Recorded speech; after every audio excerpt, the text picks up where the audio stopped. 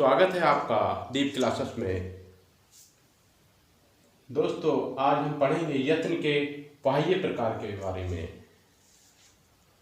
बाह्य प्रकार कितने प्रकार का होता है? देखिए, बाह्य 11 प्रकार का होता है। बाह्य यत्न विवाह, श्वास, अघोष, संवार, नाद, घोष, अल्पप्राण, महाप्राण, उदात्त, अनुदात्त और स्वरित। इससे पहले हम जान लेते हैं कि स्वर प्रधान कितने होते हैं। तो स्वर प्रधान आपके उदात्त, अनुदात्त और स्वरित होते हैं। प्रश्न आ सकता है परीक्षा में कि बाह्य यत्न में स्वर प्रधान कौन कौन से होते हैं? उदात्त, अनुदात्त और स्वरित। ठीक, अब ये बाकी व्यंजन प्रधान है। आइए इनको एक एक क्रम से हम समझने का प्रयास करते हैं। देखिए, पहला है विवाह, श्वास, अघोष। आपने हिंदी में पढ़ा होगा सघोष यानी कि घोष और अघोष। वही देखिए, विवाह, श्वास, अघोष इनको पढ़ते हैं। इनको कौन कौन से बाण आते हैं? तो हम सबसे पहले जानते हैं अघोष के बारे में। हम जानेंगे अघोष और सघोष एक साथ पढ़ लेते हैं। अघोष और हिंदी में इसको बोलते हैं अघोष, और संस्कृत में ये घोष ही रहता है। ठीक है, इन तीनों प्रकार इसमें जो है वर्ण, वो यही तीनों में ही वर्ण एक से कहलाते हैं। यानी कि ये तीनों क्या है, एक दूसरे के ही समरूप हैं। विवाह, श्वास, अघोष। उच्चारण स्थान के बोलने के आधार पर इनको थोड़ा सा अलग अंतर दिया गया है। विवाह पूरा खुला श्वास के साथ उच्चारित होना और गुंजन ना होना। तो देखिए, इनको कौन कौन से बनाते हैं जो ब्लैक ब्लैक के हैं। जैसे वर्ग का पहला दूसरा, पहला दूसरा, पहला दूसरा, पहला दूसरा, पहला दूसरा, यानी कि वर्ग के जो पहले दूसरे अक्षर हैं वो आते हैं आपके अघोष में, पहला और दूसरा। और आपका क्या आता है इसमें? स। ठीक है,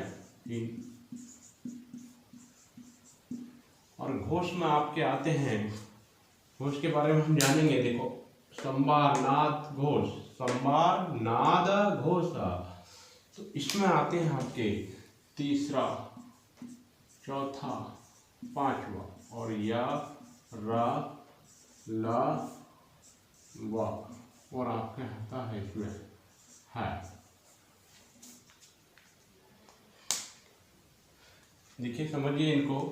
इसमें हम क्या लिख सकते हैं? इसमें लिखते हैं वर्ग का, यानी कि वर्ग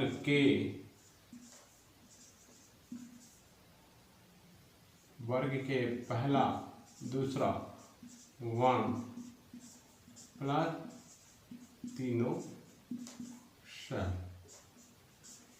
इसमें क्या लिखेंगे हम? संवार, नाद, घोष में इसमें हम लिखेंगे वर्ग के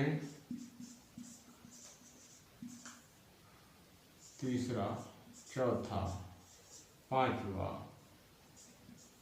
या, रा, ला, वा और आपका है। घोष में संवार, नाद, घोष में कौन कौन से आएंगे? वर्ग के तीसरा, चौथा, पांचवा और यारा, लावा और हा। ठीक है, देखिए यहाँ से समझिए, यहाँ आपने तालिका बनाई तो ये तालिका आपके किसकी बनी? आपकी अघोष। ये हो गई आपकी सघोष की। ये हो गए आपके घोष या सघोष। नाद या संवार, नाद, घोष ये हो गए। और ये दो क्या हुए? विवाह, श्वास और अघोष। ठीक, अब इससे थोड़ा सा आगे चलते हैं। अब आगे आ रहा है अल्पप्राण और महाप्राण।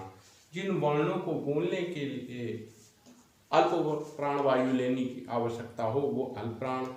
इन वर्णों को बोलने पर ज्यादा प्राण वायु लेनी पड़ती है, वो महाप्राण कहलाते हैं। समझते हैं इसको भी। अल्प प्राण यहाँ है, महाप्राण। वर्ग का कौन कौन से अक्षर आते हैं? पहला, तीसरा, पांचवा। यहाँ आएगा दूसरा, चौथा।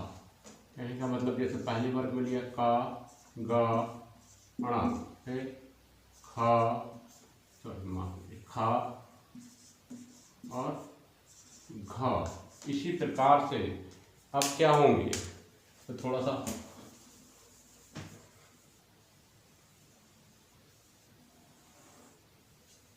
देखिए अब क्या होगा।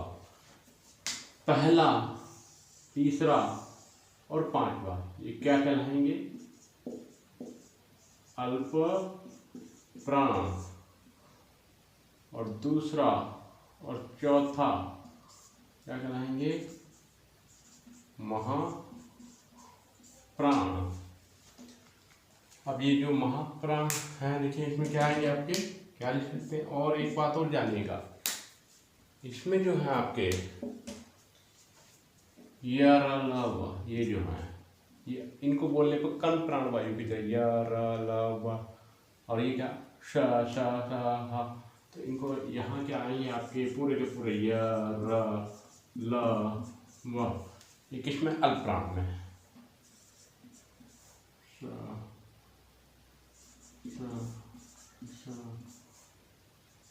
और हाँ किस में आएंगे आपके, महाप्राण में।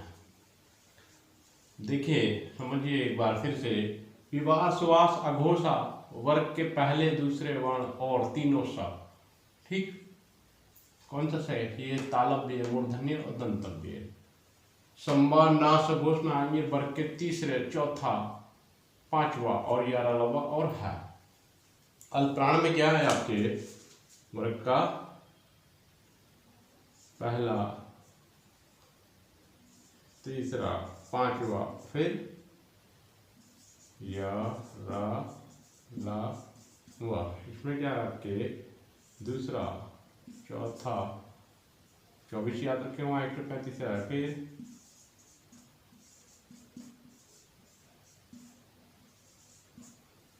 यहां तक समझने का प्रयास करते हैं। विवाह श्वास घोष पहला, दूसरा और तीन वर्ष है। संवारनाथ घोष वर्ग के तीसरा, चौथा, पांचवा, यारहवा। अल्पप्राण में पहला, तीसरा, पांचवा, यारहवा। और यह महाप्राण में दूसरा, चौथा और श। स्वरित में जानेंगे, स्वरित में होते हैं आपके जो स्वर होते हैं आपके, जो स्वर में वो सारे के सारे स्वर किस में आएंगे आपके, किसमें आएंगे, इसमें आएंगे, यानी कि आपके जो अच प्रत्याहार वाले हैं,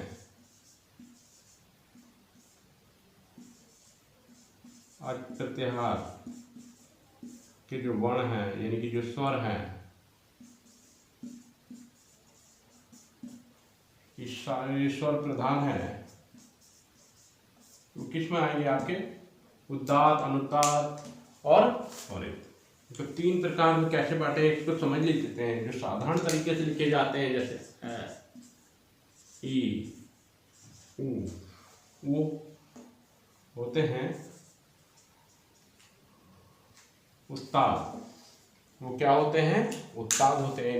इनको ठीक इनके नीचे लिख देता हूँ, ज्यादा अच्छा रहेगा। ई, ऊ ऐसी चलती रहेगा।